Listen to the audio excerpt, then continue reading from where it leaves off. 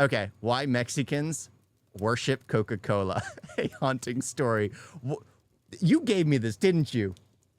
Oh my gosh, why Mexicans worship Coca-Cola? I love myself Diet Coke. I love myself Diet Coke, okay? I'm not going to be wrong. I love myself Diet Coke. Humans have always seen the forms of God in the nature around them. Sometimes the god of light in the sun, For everyone sometimes else. the form of a mother in the rivers, and sometimes the peace of life in the shade of a tree. Be it India or Mexico, the Earth civilization has worshipped the forms of its gods in nature. But the God we are going to talk about today has neither any ancient temple nor is there any mention of it in any religious text. This God comes in a glass bottle and people worship it with devotion. Its name is Coca-Cola, a soft drink which was once made only to quench thirst. Today it has become a god. But the question is why? Well, there used to be cocaine in it. Oh, he's using the avatar text. What is... Stop it. Stop it. Stop it. Avatar is starting to infest every part of everything. I hate it. I hate it. I hate it. I've hated that movie since it first came out. And I thought I was insane for hating that film. And everyone was like, oh, it's the greatest film ever. It's the greatest film. I went to a film school and everyone was like, it's the greatest film ever. I hate that film. And here's the avatar text. San Joaquin Chamula is a small village located in the Chiapas state of Mexico. This village looks like a common tribal settlement at first glance. But the religious traditions here are different from the rest of the world. In this village, Coca-Cola has been given a sacred status. A spiritual entity, a protector, a deity. Don't show this to Trump. He will tariff Coke 200%. How dare it call itself as God when he's there?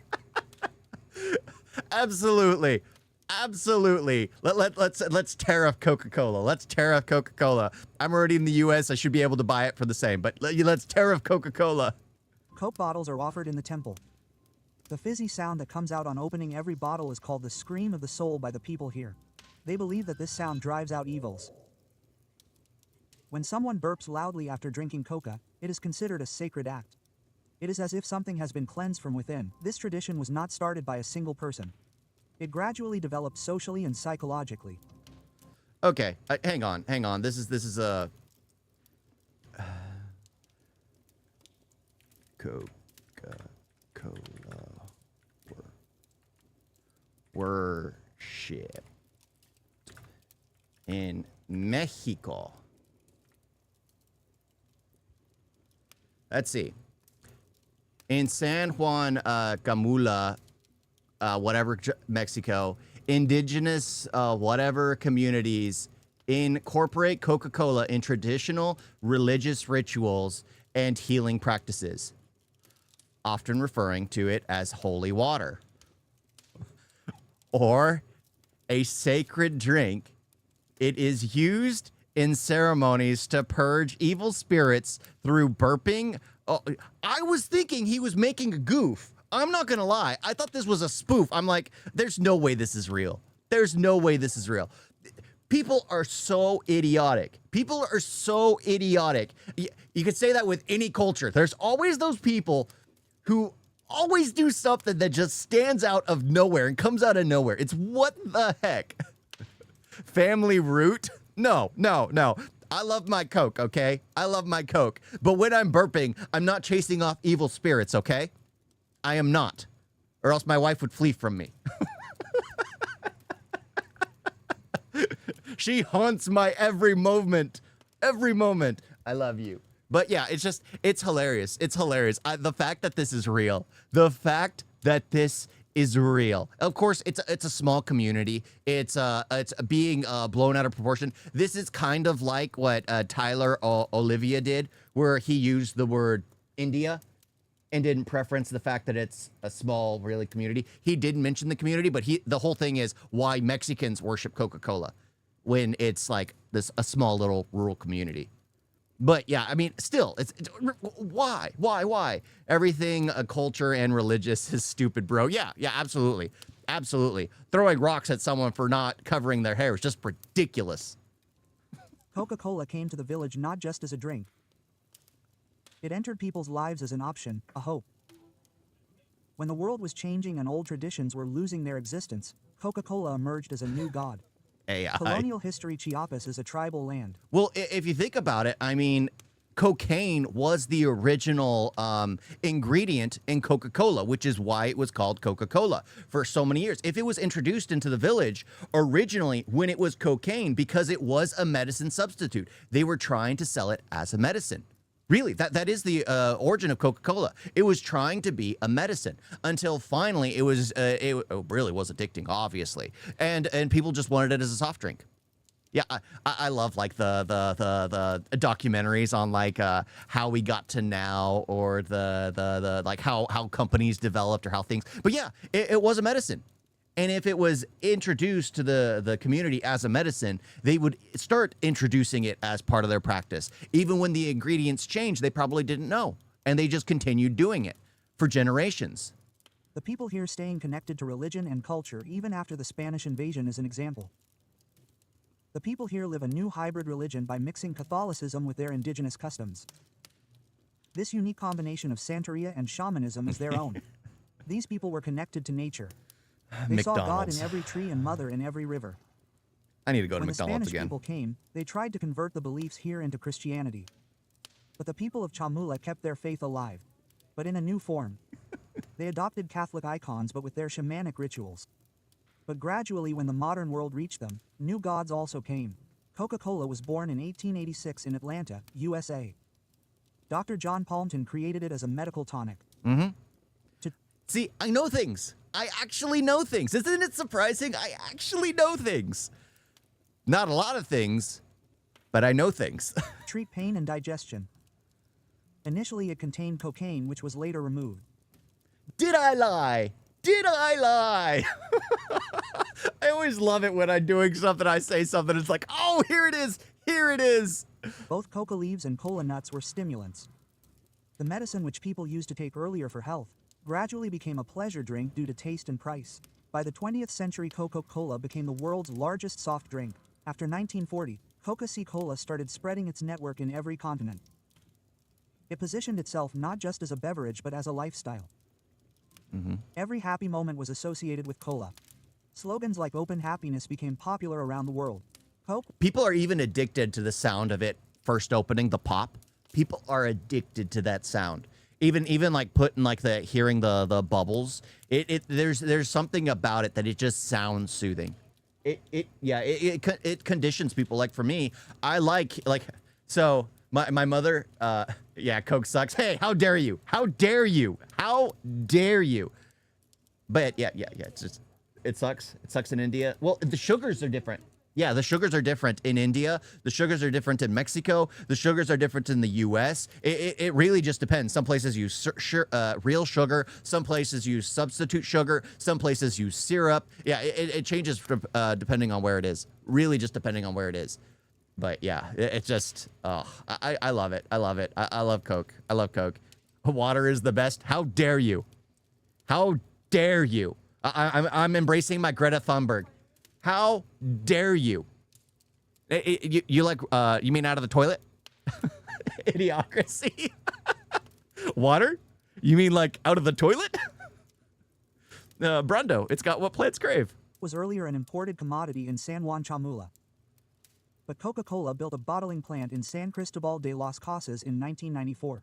Oh yeah, I was saying like the sound is addicting. It's addicting. Like, so there was a point in time where my mother was like so addicted to Coke, and I'm sorry, Mother, I'm spilling your story here. It just popped into my head where she could literally tell when a can was opened down the hall in like the living room, and she'd be like in her bedroom because it has that, like a can has a specific crack and pop.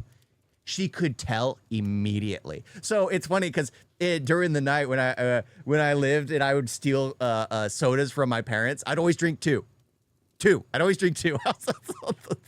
I'd always drink two. So I'd go to the kitchen and I'd open both at the same time to make it seem like I only opened one because I didn't want it to be heard and go like, why were there two being opened? Just needed to know one. Just needed to know one. So, Mother, if you end up seeing this, yes, a lot of the Coke that disappeared, I was drinking two at a time. I was filling my thermos and opening two at the same time. This bottling plant used 10 lakh liters of groundwater every day. Rivers and small springs in the Water? area around No, the no, plant no. gradually Coca-Cola. dried up. Protests continued. NGOs kept screaming, but the company kept hiding. But the government turned a blind eye. An entire village was made a dry zone for a fizzy drink. Water scarcity forced people to drink Coke.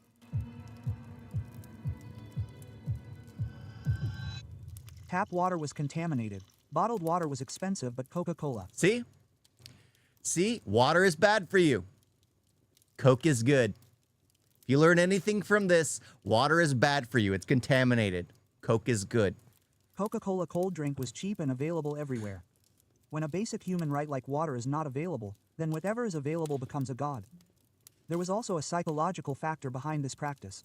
When people were repeatedly shown imagery of Coca-Cola, Santa Claus, smiling family, lights and celebrations. So they started seeing it as a positive energy. When Coke comes, happiness comes. This narrative became their thoughts. Coca-Cola's ad campaigns were not limited to television. Every fast food place was better, even when there was more color. I don't know why, but it was. Also, I miss how McDonald's Sports had mini packs for kids.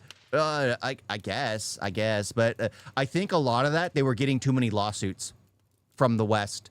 Like, it happened, like, I think one of the last things they did was they had, like, those sports watches for kids. And kids were developing rashes on their hands. And they kept settling out of court for thousands upon thousands of dollars to these families that complained that their kids were getting a rash from that plastic watch. So, yeah, in the end, it was just safer for them to do. I don't know why the McDonald's buildings now look like banks, but it's, again, it's all about minimalism. You're right. Yeah, it's not about fast food. Who cares? Every single thing is now influenced by minimalism. Exactly. Which makes everything redundant and boring. Yeah, everything's a copy paste. It's a copy pasta. Everything is copy paste, copy paste, copy paste. Just to make life easier, but to make it harder to find things. You no longer can. I think the only thing that makes McDonald's stand out is the gold arches. Just like the only thing that makes Carl's Jr. stand out is the smiling star. That's it. You don't need the spectacular, colorful buildings anymore because it's the sign that hangs above the building that does it for you. That's how it works. Same thing happened with alcohol in Europe to avoid contaminated. Yeah, all of Europe, they drink a lot of beer because distilled water and fermented, with the yeast and I've made beer before. But yeah, having all that done, treated the water. The alcohol killed the germs and the bacteria in the water that everyone was drinking it, which is why you can drink beer in Germany if you're a kid or whatever and you're with your parents. It's not a big deal. To avoid contaminant waters, people drank wine, beer, etc. Exactly. I don't know. In India, people drink more Sprite drinks and mango juice and mixed fruit juices and milkshakes and lassi. Ugh, I can't stand lassi. I'm going to be honest. I can't stand it. Ugh. I think the only one I could try was the sweet one. What was the one you had, the salty? I was like, oh my gosh. My drinks shouldn't be salty. My drinks should not be salty. They should be sweet or not flavored at all. For those who drink out of the toilet water. They should be sweet. Yeah, lassi's not for me. Definitely not for me. Coke's branding was everywhere: posters, billboards, and even small general stores in villages. Red color and white fonts became a symbol. I haven't drank good summer lassi. I have. It's not good. It's not good. To me, it's just not good. It's just not good. Did you think the lassi was good where we went? I forgot. We're up at the temples, I think. Not the temples, the Buddhist temple area. Yeah, we drank lassi there. Yeah, you had salt, and you're like, oh, try this. I'm just like, ooh. I want, ooh. That's how I was. I was just like, get it out of my system. Gradually, Coke became their spiritual cleanser. Evils were driven away with Coca-Cola. Shamans cleanse ghosts and spirits by giving them Coke to drink. This ritual gave Coke a spiritual status. On one hand, Coca-Cola became a faith. On the other hand, it was also a compulsion. The result of this Coca-colonization is that in San Juan Chamola, on an average, a man drinks 2 liters of Coca-Cola every day. This means 200 grams of sugar every day, more than 800 liters of Coke every year. Result: 40% of adults' obesity and diabetes cases are at record levels. High blood sugar in childhood. This is not just a health crisis but a cultural crisis. When a child drinks Coke since childhood, It becomes a comfort drink for him.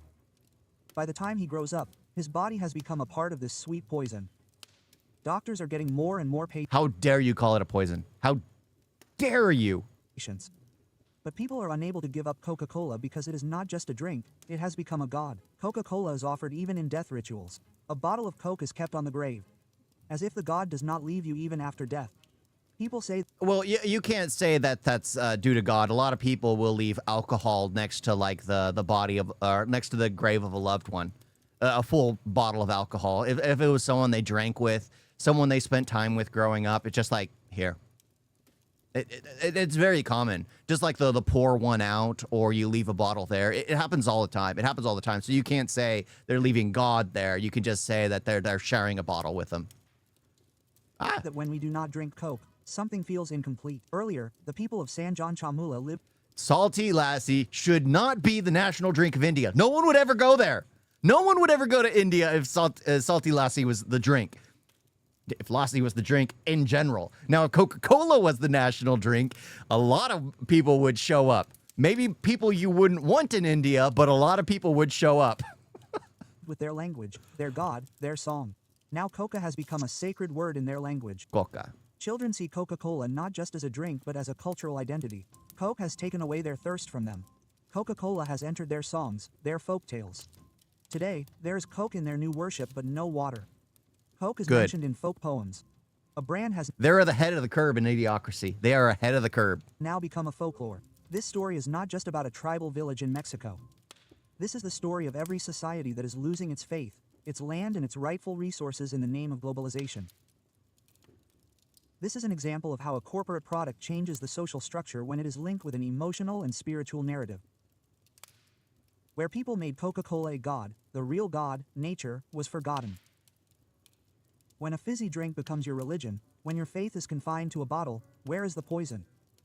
Inside that bottle or in that system that changes the very interpretation of your faith. In Sanjawan Shamula, people say that life is incomplete without Coca-Cola. But whose incompleteness Amen. is this?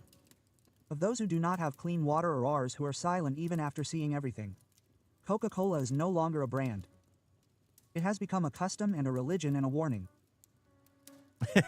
You wonder if Pepsi is the Lucifer? Pepsi is. I can't stand Pepsi. There's something about it where its flavor just isn't the same. It's like a complete knockoff and bad. I'm just gonna say it that way. It's got like a grimy, sticky aftertaste that just sticks to my throat every time I drink Pepsi. Every time, whether it's a diet or zero or full sugar or whatever, it just has this weird, nasty aftertaste. But yeah. Fanta is their demigod. Come on. Yeah, Fanta is owned by Pepsi. Honestly, what's funny is I loved Limca. When I was in India, I had it for the first time, and I'm like, this is freaking good. It's a Coca-Cola product. You know, Limca should be the national drink. That should be the national drink right there. You don't see it anywhere. I've never seen it anywhere, but in India. Yeah, you put extra in it. Yeah, it's good. It's good. I absolutely love it. I love Limca. I wish we had it here, honestly. I wish we had it here. But I just think the name wouldn't catch on as much because Sprite is like synonymous with like everyday drinking now. Limon.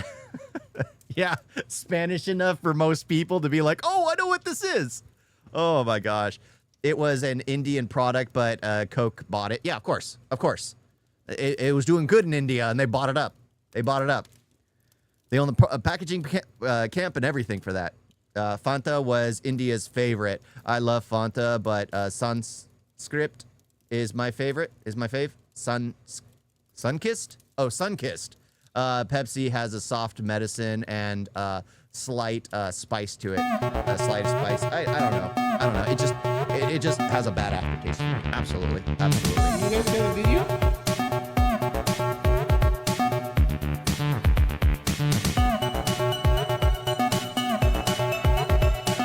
It's so bad. And don't forget to like and subscribe. Wait, on that.